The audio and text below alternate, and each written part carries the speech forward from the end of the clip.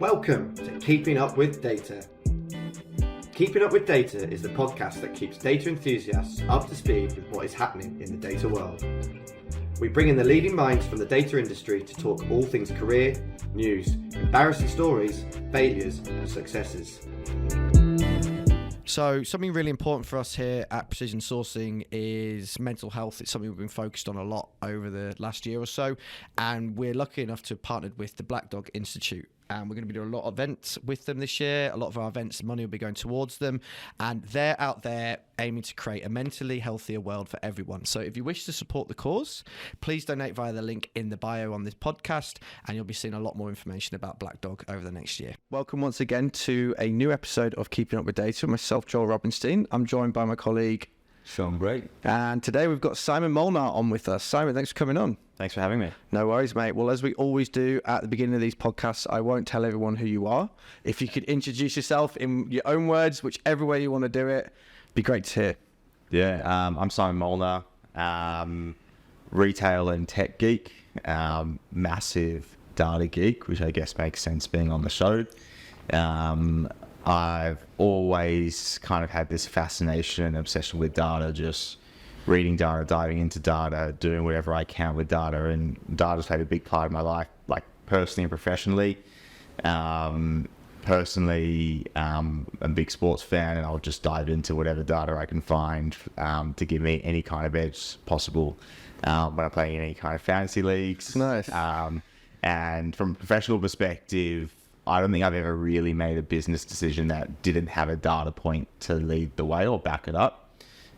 So I was brought up on retail and on jewelry. So my parents had a brick-and-mortar jewellery store in Sydney CBD for over 30 years. So it was kind of in my blood, retail. And I started selling their jewellery online, started selling it on eBay. And then my brother and I took that eBay business into a standalone e-com website. And had to kind of teach myself everything: e-com, fulfillment, warehousing, marketing, everything. There have been a few steep learning curves in my life. That was definitely one of them. And I always said I never knew the first thing about jewelry. I just knew how to read data, and I knew how to put the right product in front of the right person at the right time. So I use data with my digital marketing. I use data from an SEO perspective. I use data from a product sourcing perspective. So everything was just, what are my customers looking for? Do I have that product? Yes, great. How do I either put some spend behind it or make sure it ranks on Google? No, all right, I need to go and find the product. So nice. I guess that's kind of a long-winded way to describe myself. I think all my mates know that, and my team know that I spend all day, every day in spreadsheets, Google Sheets, any kind of structured data I can. I'm pretty kind of data obsessed. Nice. So we've got a lot to unpack from what you just said, and a lot to get to today. So some of the topics I want to hit on, and I'll just kind of say what we're going to talk about to make sure I don't forget myself as well. Obviously starting quite young, and your family and that influence on you, because I know you mentioned there obviously your family's business, and I guess the support of your parents to take that business online as well. It'd be great to dig into that and what that looked like. Obviously then, building up Afterpay with your brother as well. Like, that's just, something that we have to hit on. Definitely want to hit on the fantasy sports, because no matter what I do, I'm still rubbish at every single fantasy sport that I play. So I'm going to need a little bit of information on that. And also I'd love to obviously dive into Flagship, your current business that you're going. A bit of congratulations, I hear as well. This last month, the seed funding just came through. Is that right? Yeah, thank you. It was a slog, but we got there. Yeah, nice. Okay, well, we'll dig into all of that. And Sean, obviously, will add a little bit of your flavour along the way as well, mate, especially when we're getting into some of the data stuff, which I know you've been talking to Simon about. But let's start at the beginning, if that's all right. So your parents' brick-and-mortar jewellery store, like, what kind of spurred you on to kind of, was it Ice Online, is that right? Yeah. Yeah, like, how did that all come about? How did you get to it? Yeah, so when I was 16, I was in year 11. I used to work weekends. I'd say work, it was quite loosely work. I would stand in my parents' store, and I would just man the Pandora box. Nice. Because it sold itself. Yeah. And did you make commission by selling, or? I didn't. I think because I spent more time sleeping on the job and eating than I did actually selling. So Nice. I think any commission that I made, I think my parents lost money having me in the store, but that's another story. At least they knew what you were doing on the weekend. Exactly. That's true. So my little party trick that I had was whenever, Pandora was quite big at the time, and I would see someone wearing a Pandora bracelet, and I would say, hey, you got a Pandora bracelet? And they'd be like, oh, how'd you know? And I'd explain the whole parents have a jewelry store thing. And one of the people that I did that with was my math teacher. And I was like, oh, you got a Pandora bracelet? She's like, yeah, how do you know? I explained it. And she said, can you get me a discount? I was like, yeah. I'll give you 20% off. You give me an age and yeah. Why not? And what ended up happening was she obviously started to realize that she could now sell to her friends at a smaller discount and take her own little clip. I see it's MLM. Multi-level marketing. Yeah, exactly. So I would come to class 5-10 minutes early. She'd give me a purchase order. I would take that home, give it to my parents. They would fulfill it. I was purely the middleman. Nice. I would bring product in and had a little kind of side business there. But I started to see that's some math teacher to do that. Let's be honest. It's fair play to her. And I was like, I was 16 years old, mate. 16-year-old making some pretty decent pocket money. Yeah. And this was the time when eBay was still in somewhat of an infancy, but it was quite prominent. And I was like, well, all right, well, if I can sell through my math teacher, maybe I can sell on eBay as well. So started listing on eBay, started selling. It was doing pretty well. And then I was going into my HSC year, so my parents wanted to be focused on my studies. So I handed the keys over to my brother. And it was funny, when I gave all the login details, every time we log into PayPal, he'd be like, hey, we keep getting this pop-up. I'm like, yeah, you just click ignore. And it turns out that pop-up was like me wanting to verify that I was over 18, which I wasn't. Eventually like we got put on hold, and that was a whole other kind of story. So that's kind of how it all started. So I was selling Pandora on eBay, handed the keys over to my brother. I finished HSC, and then actually started working for a software company as a software engineer. While my brother was still doing the eBay stuff. I finished that job at a similar time to when my brother had decided to take that eBay business into a standalone e-com site. So he found ice.com, an American brand, over there, and brought them over to Australia. And we just started building that together. He focused more on the eBay side. I focused more on the website side. And like I said, kind of taught myself whatever there was to know about e-com. We had, I guess, he probably didn't see it as competition. I saw it as competition, where we started as a 95% eBay business and 5% website. And I was constantly working, trying to build the website part to overtake the eBay side. So yeah, that's basically, I guess, it wasn't necessarily my parents' store that we brought online. Sure. We just leaned on their suppliers, their contacts, their network, the industry. One of their good friends was one of the largest wholesalers of jewellery in the country, and he actually ended up being our business partner for quite a while. So we were able to work out of his warehouse and tap into the stock that he had on hand without actually having to outlay any cash. So we had to kind of operate profitably. We didn't have crazy investors. We couldn't just burn through cash. If we had a couple subsequent bad months, we'd go belly up. So we had to be profitable. Taught myself SEO so we could get free traffic, free sales. We drop shipped everything, so we didn't hold any stock. So everything was done in a very controlled, considered way.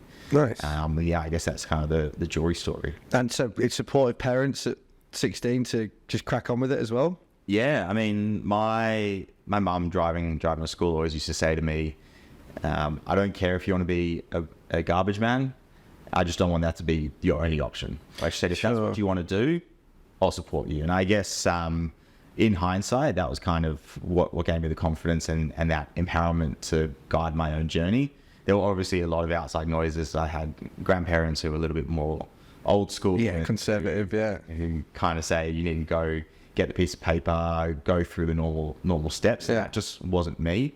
I didn't I mean, I enjoyed school, but towards the end of school, I already knew what I wanted to do. I just wanted to get out of school to get on with my life. I didn't want to go to uni. I didn't want to go through a couple of years of my life getting this piece of paper. I just wanted to start getting my hands dirty and start doing things. And my parents were fully supportive Nice. in that journey and that decision. Well, and then that flipped into what we all know as Afterpay now, right? You and your brother? Yeah. So a couple of years into the Ice journey, I think the first sale we made on Ice was October 2012. And then I think the first Afterpay transaction on our website was October 2014. So I think like nearly 2 years Yeah, okay. To the day. And that was just because people were just getting to the end of the sale and then going, oh, not so sure? Yeah. So, I mean, it was all like my brother's brainchild, like Sure. hearing out for me. I guess with jewelry, it is a much more considered purchase, more expensive purchase. And yeah, there were a lot of discussions about how to make the jewelry more affordable. There are actually two products. I don't know if this is talked about at all even, but there are actually two products that Afterpay launched with. One was pay after delivery. Yeah. So you receive your order and you pay for it in full 30 days later. Yeah, I've never heard of that one myself. And the second product was pay in full. And it was actually the first product, which I'm pretty sure was the focus product when. Well, that would have made sense for jewelry, right? Because it's scary buying things online. Exactly. Yeah. So you kind of get to touch it, feel it, Yeah. know it before you commit to the purchase. And I guess that's kind of where Afterpay came from. Yeah. Pay after. Nick put it on Ice, test the waters, and everyone was using the pay in full. No one was using the pay after delivery. Yeah, okay. And Nick and Ant very quickly made the decision that sunset the pay after delivery and focus on the pay in full. And then they onboarded a couple other retailers, but what happened was all these customers were contacting us at Ice saying, where else can I use this product? Nice. So I think that was the realization for Nick. And I mean, also comparing basket size for our own customers of an Afterpay customer versus a PayPal or a credit card customer to see how much more. I mean, in some cases, some customers were spending triple what they normally would on an average basket. Wow. Just because they could afford to spread it out. Yeah. That was the moment when Nick realized that he wanted to just go focus on that exclusively. So he went to kind of go and build Afterpay. I was running Ice. And not long into that kind of journey, I'd probably say it was maybe a year or 18 months of kind of running Ice exclusively. I would go work from the Afterpay office a couple of days a week, help them out with a couple of data pieces, insights, and they'd have a couple of challenges with retailers saying that, I don't know, the AOV isn't where it should be, and I would kind of debunk everything that they were saying and just diving into the data. And I wasn't ready to make the leap at that point in time Sure. to Afterpay. I was with my brother at Ice, and I still wanted to kind of Give that a crack. yeah, and I wanted to still kind of do my own thing without jumping ship straight away. So I actually took a brief role while I was running Ice. So again, to give you context, I come from a tech background. I understand the way things work. Yeah. One of the greatest pieces of advice that someone gave me was that if you can create rules, you can automate. So what I looked to do was every little process that I had at Ice, I created rules and then automated it. And I automated myself out of a job, essentially. Nice. to the point where I had my mum doing customer service part-time and my warehouse manager shipping orders part-time. Oh, that was it. Basically all we had. Yeah, okay. And so I still wasn't ready to make the Afterpay leap. Yeah. And an opportunity came up to work directly one-on-one with a digital marketer who launched Netflix into Australia. Nice. And I just learned everything there was to know about digital marketing. And this was at the time when Afterpay had its first 100,000 customers. I mean, now it's got millions. I don't know how many millions, but so it was early stages. And I went to Nick and I was like, hey, I've got this cool new skill set that I want to try out. Let's use your customers as guinea pigs. Yeah. And this again was when Facebook advertising was still in its infancy. So there wasn't a lot of competition in the space. You could get really great results, and we were just getting results that were unheard of. And what I realized very quickly was that this customer base was really highly passionate, a highly engaged customer base. But what I also realized was that there was no one at the company that was actually capable of running all these ads. So how many years into Afterpay were at this point? I think there were probably 20 to 30 people that... Yeah, okay, so still pretty small. Still, I mean, decent, still... But not hiring specialists for specialist jobs yet. They still kind of get that generalist vibe going. Yeah. Still very much startup. Everyone wore many hats. So I started working out of the Afterpay office and was doing a lot of the digital marketing stuff. I would say to the marketing team, hey, you should do X, Y, and Z. And they said, well, that's a great idea, but we don't know how to do it. So I jump in and do it. And then I would say to someone, I need to get this data point I need to get this list of customers so that I could advertise, and no one could get me that list of customers. So I realized that there was no one in the company that was actually able to dive into the data and pull reports and everything like that. So I was basically the only one at the company that had database access. So I was data and digital marketing. Yeah. So I would dive into the data, find the customers that we wanted to advertise to, work out the best way to advertise to it. I'd build the audience, run the ad, quantify the ad, and kind of do everything before and after and in between. And that was all pro bono, unpaid. Yeah. Just because I kind of knew it needed to be done. So that was kind of my start into Afterpay. Small team, small customer base at the time, but growing quite rapidly. And at the time I would have been early 20s, to be able to essentially have the blank canvas to test all my new skills out in the way that I couldn't really get it wrong. Yeah, right. The customer base was so engaged that you couldn't get bad results. That was the start of that journey. It's a bit of a luxury, really, isn't it, Sean? Because a lot of the startups we deal with, they don't have any way of gathering that data. They don't have anyone who's able or willing to do it. Yeah, it's an interesting one. You definitely fell on some good hands there, and obviously created the journey and the path where you've gone on to Flagship then. And even at the in the early days of Afterpay, I would use data to help the sales team work out which retailers they should be prioritizing. Yeah. Because this was the time before Facebook got put under the microscope, and you could extract a lot of data out of Facebook. So I was able to see from our customer base which brands were they most likely to shop at. And therefore, if we acquire this retailer, I know that this brand is going to have a great experience out of the blocks because our customer base is most likely to shop there. And then we'd onboard that retailer would unlock a whole new bunch of customers for us. I'd put that customer list into Facebook, and it would tell me the next retailer and the next retailer and the next retailer. Nice. So, kind of coming back to the data, it's just there's always method to my madness. It's always kind of data driven. So you said you come from a tech background, but obviously you also mentioned you didn't get the piece of paper. So a tech background was just you learning as you went, but also not just on the job. You had a passion for it, so you'd go, oh, I want to know how to do that. I'm just going to figure it out. Bang on. I don't want to compare myself to Einstein. I think You just did, though. You just did.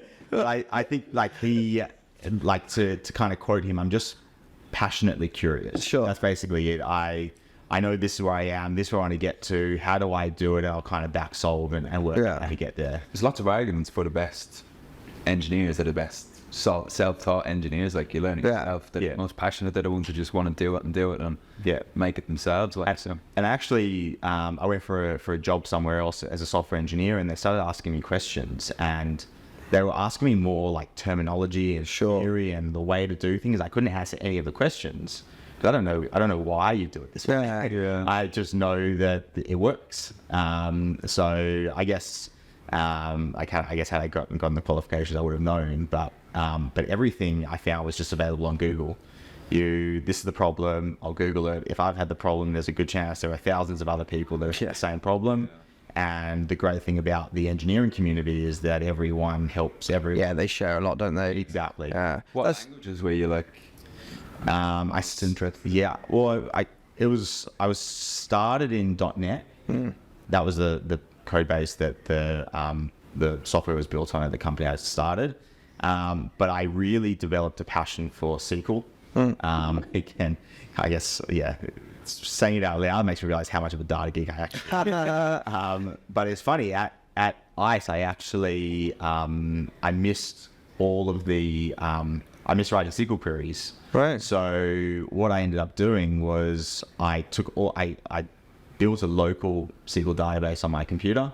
I extracted all of our e-com sales. I extracted all of our email data, all of our Facebook data, all of our Google Analytics data, and piped it all into one central data warehouse. And what I was actually able to do on the back of that was I could say, what is the lifetime value of a customer who is coming to my website by searching for Michael Kors Rose Gold watch?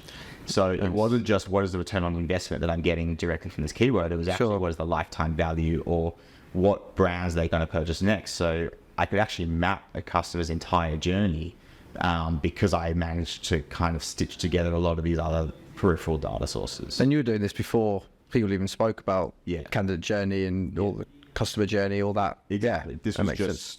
because I wanted to know. I wanted to know more about my customers. I wanted to know how to maximize revenue. I wanted to know what products I should be getting. And then I realized that there might actually be a product here, but that's where my skill set falls short. Yeah, fair enough. I could stitch something together, but I could never build something in a way that could be productized and sold. Nice. Yeah, so obviously from what you were saying before as well, like about the engineering community being so willing to share, which is really cool. It's what a lot of people that we speak to get really annoyed about, because they'll go for an interview with someone and they'll be like, you need to do these 3 tests, but with no screens, on paper, and you have to remember it all off the top of your head. Like that, like memory is intelligence, but you're obviously saying there's completely different ways of doing it. It's all resourcing. So I taught myself SEO. So I taught myself how to rank on Google. I had us outranking Michael Kors if you're searching for Michael Kors watches in Australia. And what really bugged me about that was that I didn't fully understand the repercussions of having a strong ranking page. Because what happened was I had that one page ranking for Michael Kors watches, Michael Kors rose gold watches, Michael Kors men's watches, silver watches. And it really annoyed me that every single person was coming to this one landing page and I couldn't tailor that landing page To that person. Yeah, sure. So what I wanted to do was I wanted to build basically just JavaScript that when someone hit a certain product or a brand, or I would drop a cookie on their website, on their browser, and then when they left the website and they came back via the homepage, I would actually tailor that homepage entirely towards what they were searching for beforehand. So I had 14 concurrent homepages running, but this was all just Google. It was, I Googled, how do you drop a cookie on a website? And I just did that, and then I would drop the cookie, like run the JavaScript to drop the cookie, check the console to check that it's actually there. And then I'm like, all right, now how do I dynamically change an asset on a screen? And I kind of like would work through it. And everything for me is I'll just make it work for one module, and then once I can make it work for one module, then I'll copy it out and do it for other ones. So yeah, I mean, I wholeheartedly believe the old school or traditional way of interviewing or testing engineers, where you can't reference a Stack Overflow, just doesn't make sense. Doesn't make sense. But then I guess I could counter my own point of, maybe if you work in a big bank and it's all very regulated and it needs to be just so, and it has to be a certain way, then perhaps that style of working is necessary because you want people who are able to work within parameters. But in the startup world, it's not. It's not going to work, is it? Yeah. You need a lot of people to wear a lot of hats to move in many different directions, and you just need to fix things on the fly. Yeah, exactly. Well, let's get into Flagship then, because of obviously what you're doing now. It's the new kind of baby for you. It's what, 2-3 years into it? Yeah. Cool. So where did the idea come from, and tell us a bit more about it? Yeah. So towards the end of 2019 into 2020, I was still running Ice. I was also at Afterpay. Afterpay at the time had grown to 1,000 staff company. Yeah. And big data team by this point as well. Yeah, and also a dedicated digital marketing team. Yeah. I wasn't doing digital marketing, and big data team. And what I realized was that everyone was becoming more siloed, more pigeonholed, and that wasn't the way that I operated. And It outgrown you in a way, right? Let's be honest. Yeah. Exactly. Yeah. And it actually coincided with my wife being pregnant with our first child. Cool. And I decided in that time I was going to take some time off to kind of be a new dad. And in that time, I just did some kind of contract work for a retailer here in Sydney, just helping them with their e-com site. And what I realized very quickly was that as much as I've had so much data from an e-com perspective, they have no data in store. And every decision I've made has always been data driven, and every decision that they were made was being made on gut feel and intuition. Yeah. So you've basically got two streams of retail that are meant to complement each other, but are being operated on in complete opposite ways. So I took those few months where I took a bit of time off, and the goal for me was really, how do I bring more tech, more data, more of the digital world into brick and mortar? And how do I ultimately let retailers treat their brick and mortar store like an e-com site? Sure. Kind of small to medium retailers, or are we talking big end of town as well? So we started with the small to medium, because I kind of said, if I'm going to burn bridges and get things wrong, because there's always going to be mistakes, that I'd rather... I know I learned through the Afterpay journey that there are some brands that you get one shot with. Sure. And if you miss that shot, you miss that shot. I can imagine. So I wanted to make sure that I didn't miss that shot with a brand that was too big. Yep. I've always had the mindset that we walk before we run. So we started small, more manageable brands that are more receptive to feedback, whereas the upper end of town, they expect everything kind of be ready, work out of the box, all the integrations, no bugs. So we started with the small guys, iterated, worked that feedback in. And now we're starting to have conversations with the larger retailers, knowing that we've kind of solved. So the solution that I landed on originally, it went through a number of iterations to kind of refine how to solve for this challenge, and then we ended up going through a full pivot away from that solution. Just like the pay on delivery and the I think that was a closer pivot. Ours was a bit more monumental. Right. Okay. Cool. They went from one payment method to another payment method. Yeah. We went from hardware to software. Oh wow. Yeah. Completely different then. Yeah. Quite a big shift. So originally, when I was standing in a retail store and I was watching customers interact with the brand, I could see that every time they interacted with a product, there was information to extract from that action. You pick up an item off a rack, that's information. You slide along a rack, it's information. You take it to a fitting room, that's information. If it goes to the fitting room, back onto the rack or back to the pose, that's information. So the first solution that we were looking at was a smart coat hanger. Yeah, okay. So a coat hanger where you'd hang the item on it and you can watch that throughout. And the challenge there was that the hangers were expensive. Retailers care about the aesthetic of their hanger, so we have to have a custom hanger per retailer. Hangers get damaged. Items fall off the hanger, and you're also limited to items that are exclusively hung. Sure. So explored that for a little bit, realized that wasn't really going to work. And then we came across like BLE, so Bluetooth Low Energy devices, where you could basically put a little Bluetooth device into an item. Yep. And you could track that item throughout a store. So we've gone from expensive to cheaper, still not cheap, but cheaper. And that enables us to track items out of the store. And then we ended up finding a company out of Israel that produced that same hardware. That was a battery-powered beacon in the form of a sticker. I actually ran an exercise for one of the retailers we're working with, where I took the most recent store that they had opened, and I actually put created a heat map for them of their e-com customers in the surrounding area of that store before the store opened and after the store opened. And after the store opened, there was a spike in e-com customers in that area. So opening a store, you're not only getting the sales that store, you're getting the flow-on effect from an e-com sales that happen in the wider area.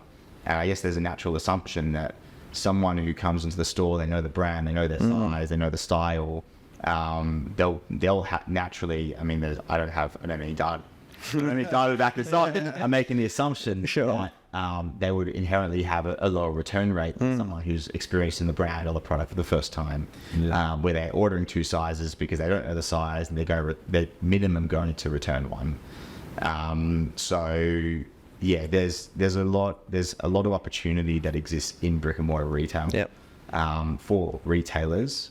There's been a lot of tech and innovation in the pure play and digital space, not a lot for the retail teams. And the retail teams are often the ones that are forgotten about because brick and mortar is not sexy. Not anymore, yeah, but it's coming back though, right? Yeah. And it's also not easy. Yeah. I mean, you launch a solution for e-com, you've got 1 line of code on the website, or you install an app on an e-com site, you're up and running and you're ready to go. Whereas for us, we have to train store teams, we have to interact with a lot of people. There's a lot more touch points that exist for us. So there's a lot more considerations from a brick and mortar perspective. Does Flagship have like a specific clientele, or I suppose target market of we just want to do retailers, we just want to do coffee shops? Is there any limit to it, or is it like we can use it anywhere, any place? Yeah, through the Afterpay journey, I saw how dominant the fashion industry is. And I saw through Afterpay, you win fashion and beauty, and you're in retail. Yeah. So that was my focus. Let's just focus on fashion. There are more regular collections, more regular drops, so it ties in really natively to what we're doing because you need to jump your platform more often. But what we're finding is that our solution does solve problems for other retailers, for footwear, for toys, for cosmetics, and for, in some cases, groceries. So we're finding that there are definitely applications outside of fashion retail. Nice. But we've got a limited team, so everything's about prioritization. Of course. Making sure we don't bite off more than we can chew. Like you said, walk before you can run and all the rest of it, right? Yeah. You mentioned the US as well, Simon, last time I was speaking. You plans to tip over there soon. What's the latest on that? I mean, that's the big market, right? You test here and then... Exactly. I had this crazy thought a while ago to basically tackle the US market at the same time as Australia. Yeah, okay. The thing about the Australian market is that we're a big enough market to work out and identify if something has merit and opportunity, but we're small enough to fly under the radar. So you can build something here, test it, make sure it works, and then once it does work, then you can kind of go on to the big market. What I found though was that the challenges that exist here for Australian retailers equally exist in the US for retailers over there. So rather than sitting on my hands and trying to make it work here, I've decided to fast track the move over there. Maybe naively, prematurely, but I'm going to go over and have a crack. So that's the plan at the moment. You might as well go big if you're going to do it, right? 100%. And what are you doing? So, I mean, I know this is kind of a slight pivot, but it's something that's been coming up a lot recently. You're building a team here, obviously, startup style culture. And you're talking about the pull back to brick and mortar and people back. Are you pulling people into an office as well? Are you building a team that's quite core like that? Yeah, unintentionally, yes. I basically haven't had a boss for the best part of forever, really. Yeah. So, and I know that I've never really dropped the ball, and I've always kind of stayed on top of everything. So I've kind of really wanted to give my team that same kind of luxury where they can be in control of their own destiny and world, and yeah. So we don't have a set number of days in the office. We're flexible, but everyone genuinely enjoys each other's company. Yeah. Collaboration is inherently much easier in person. So it's ended up that everyone comes into the office probably 3 to 4 days a week. Nice. But there's no hard and fast rule that people have to be in the office this day. So if someone's 2 days, you're not going to be like, hey, Dave's turned up more than you, what are you doing? No. As long as people are producing the output that we need. Sure. To the point where you'd have some remote if you wanted, or is that a bit too? I think from an engineering perspective, the engineers have worked really well collaboratively together. I think we also get this R&D tax offset. So remote probably wouldn't be out of Australia. It might be remote somewhere with Australia. We're definitely not closed off to it. But the engineers have definitely worked a lot better in person together. That makes sense. Actually find an Einstein in Germany. You might. Well, he's already got Einstein. The man, the myth, the legend. Yeah, exactly. How are you comparing that to other people you're hearing about, Sean? I'm not really on the front line anymore hearing about stuff like that, but is that quite unique, that kind of laissez-faire, do what you want, trust kind of way of working? Yeah, no. I'm a firm believer that being in the office, as I said, inherently more collaboration. Yeah. Especially for us as recruiters, different world obviously to Flagship, but when I'm sitting at home, I'm like, what am I doing? It reminds me of COVID. Yeah. Want to get out, want to socialise with people. The little things that you used to see online. Grab a coffee with your mate, 5 minutes. Those type of things do mean a lot. Yeah. But we are seeing, I suppose, the last 6 months in particular, companies mandating 3-4 days in the office. Yeah. There is still that bit of flex around if you need to do dentist appointment or doctor's appointment. Obviously, that's people's life. You got to let them do it. But yeah, there's a lot more of a force to get people back into the office. I think some people have been let go from not wanting to do 3-4 days in offices. So it's definitely a big more uptick on it. But I'm a firm believer that you're gonna, especially for a startup, right? You're gonna get the best out. Yeah, my old business partner always used to use the frog in a fry pan analogy, where if you're trying to put frogs into a fry pan and it's searing hot, if you put them in, they're going to jump straight out. Whereas if you put them in a cooler fry pan and you slowly turn up the heat, then they're not going to realize that they're kind of being until it's too late. And I've kind of had that mentality for a lot of things that I do, that I don't want to force anything on anyone. Sure. When people come to their own realization, it often sticks a lot more than For sure. forced on them. So that kind of company mandate of 3 to 4 days a week, I understand it, but I feel like there's a risk that it could do more harm than good, especially if you've got an amazing talent. Let's say, for argument's sake, hypothetically, you've got, let's say, an engineer who can produce a week's worth of output in a single day. Yeah. But the way that they work is 1 day in the office, 4 days from home. You're not going to turn that person away, are you? Exactly. So Yeah. I'm always like, for me, my responsibility is to understand every single person in my team and understand what makes them tick, what environment they need to get the most out of them, who works better earlier in the day, who works better later at night, who works better with more framework, who works better with less framework, and really try to, I guess, give everyone their own really unique work-life balance. And leading people in a way that they understand that they're getting what they need. So let's call the engineer Sophie, who's working from home, and that's what she needs.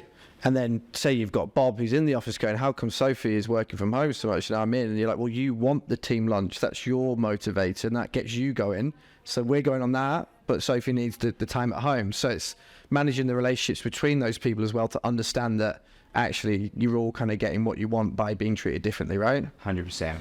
And what I found through COVID was these video platforms don't allow for a natural conversation, because when one person speaks, it mutes the other person. There's that delay, so there's kind of that awkward back and forth until someone works out who's actually speaking. Well, the advice I gave someone today was, if you're having a hard time with the bad news you got to deliver, just minimize the screen so you're not looking at them, deliver the news and bring it back up again, right? Yeah. So...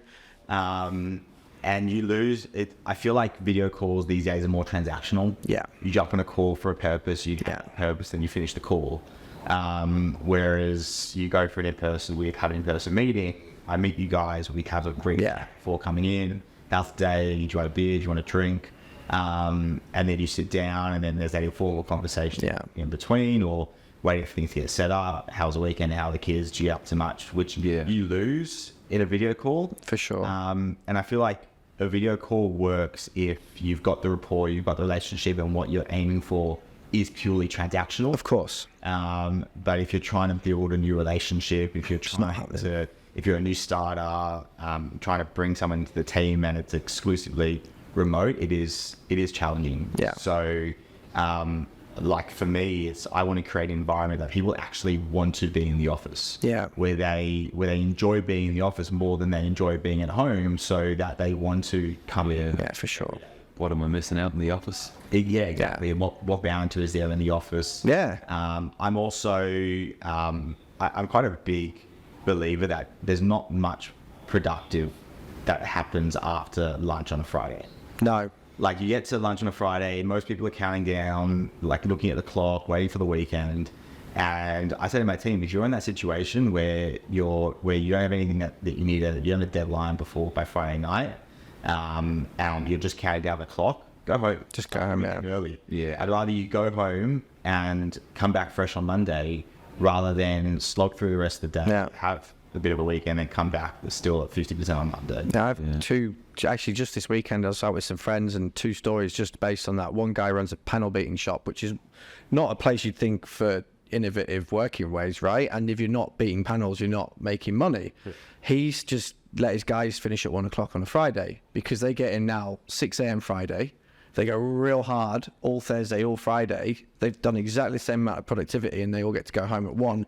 By Monday, they're ready to go. Exactly. On the flip side, I had a friend who reduced their hours for reduced pay and got really annoyed because the amount of emails and work that was coming through to them on a Friday when they were off getting paid less was like 2% of the week's work. Yeah. So they just went, screw it, I'm going back full pay and just doing what everyone else is doing, you know? So yeah, it's definitely, I like what you're saying about just creating that environment where just do what you think is right for you and just make sure you're delivering, and we're all going to be fine.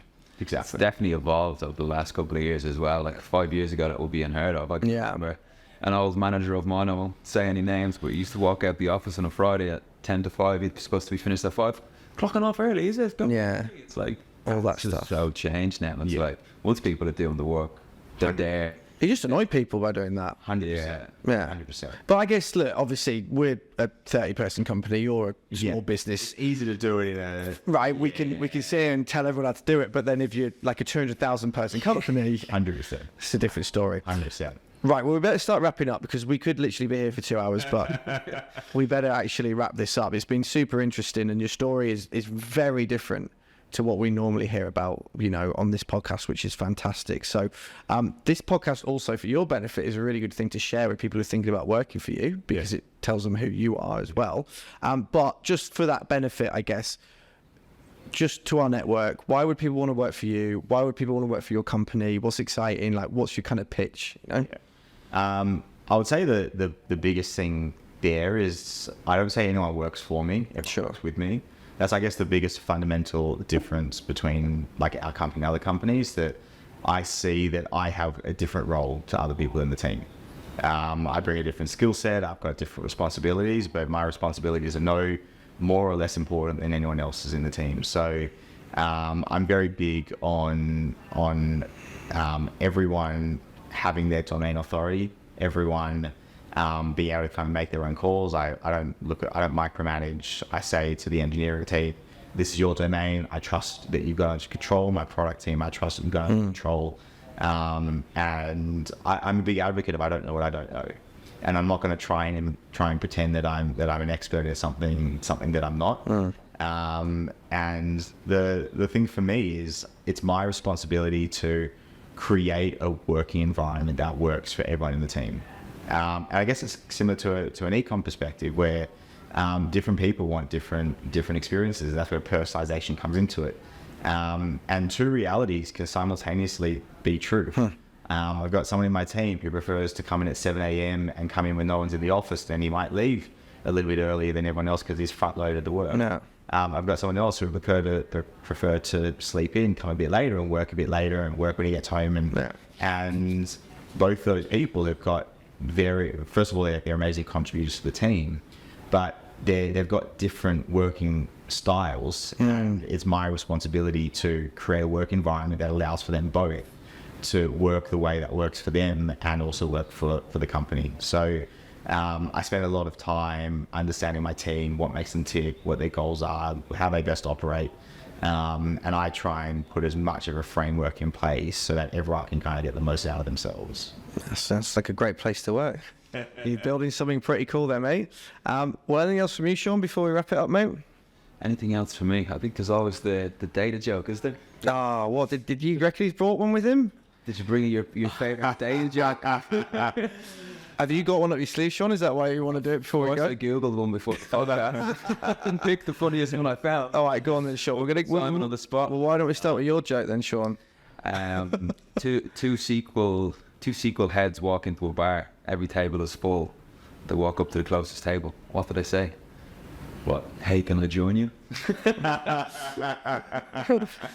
You know when you laugh like that, right? I'm literally dying inside. You're like, yeah, that is good. That's a great one. Non-original. Not original, no, obviously. Did you bring one with you? It's not a dated joke. But for a long time, like my brother actually got me a T-shirt, and I wear it to the office periodically. And the T-shirt just said, "Data models over dating models." And so it's not a data joke, but it's I got the T-shirt somewhere in the photo somewhere. But Nice. It's very I'm big into my data models. Nice. Dating. Well, on that bombshell, mate, anything else for me before we let you finish up? No, this has been great. I think there's a lot of opportunity in the world, not just in what we're doing, to tap more into data. And you're seeing it more and more in a lot of industries that you might not have thought data existed in. I know we're kind of out of time, but coming back to like a lot more data in sport. Yeah. Data. On that, which fantasy sports are you really into? Fantasy EPL and fantasy NRL. Yeah, okay. I quit EPL. Sorry? I quit EPL. Right.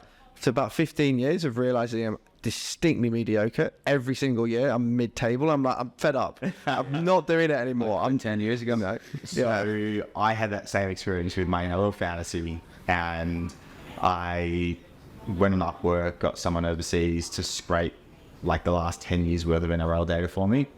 And every week I'd put I'd pump it into a SQL database and had all these queries running. And I'd pick two teams, and it would tell me in that match who was most likely to score based on historical. Nice. And I use that from a fantasy perspective. And then every week I would pick these players. Every week these guys Smash it, yeah. And then I was like, I wonder if I can use this for betting purposes. But then I jump on Sportsbet and see that their odds were really short. So Yeah, because they know exactly. Yeah, 100%. Did you win your fantasy leagues based on that data? it took me a while to really refine the approach and the data. And there were some data points that I used that didn't end up working. So it's all iterative. Which model works the best? Yeah. Now I think in the last 4 years I've made 3 grand finals and 2 premierships. Ooh. It's starting to work. More than starting to work. It's pretty good. Well, how many leagues you're in though? That's the other data point. One. Oh wow. Okay. Yeah. Fair enough. Yeah. So we're getting there. I only play NFL now, fantasy, because I just love it and it's fun and it helps me watch the games. But yeah, I'm done with fantasy football. My sister-in-law actually, I finally got out, and then my sister-in-law went home over summer, and she went, "I've just been dragged into this fantasy football thing. I don't even know what I'm doing. I'm managing her team now." Oh my God. And I'm like, I'm trying to get away from this thing. So anyway. All right, well, on that, mate, it's been an absolute pleasure. Thank you for coming on, and good luck with all your endeavours. Awesome. Thanks very much. Smashing.